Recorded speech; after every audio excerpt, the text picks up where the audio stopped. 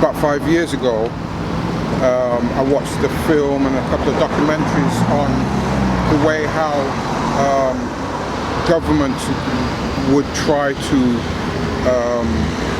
control on a different level, and this came up, an epidemic or some sort of virus would be put out there in order to get the whole public's attention. Like for instance, even a book I read called 1984 by I think it's Orson. I've seen somebody post that on Instagram the other day, to be fair. Yes, that book is interesting because this book was written, I think, in 1944. And it was basically to tell the future. And it's interesting what this book says, because word for word, this book is telling us what's going on today. And all of these things are in there. It's funny how you get some people able to write stuff centuries beforehand, and it just comes to pass. And there's a reason for this, but I don't want to get into that.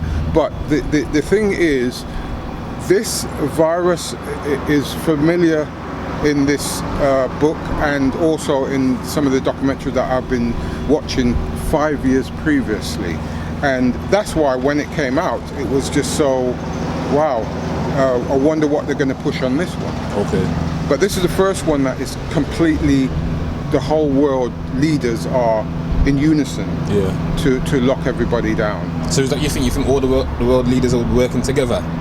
Yes, 100%. Yeah. Apart from some of them are basically not in the group. For instance, Russia is doing everything they can to avert war or getting into it. Just the way how the monetary system has been working also, I see that Russia is not a part of this.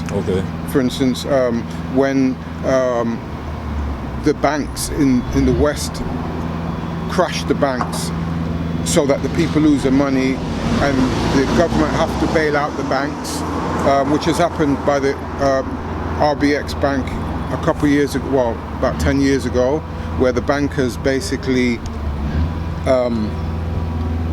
crashed the banks, and all the pensioners and the people with the ISAs and the wages, everybody lost that and didn't get it back.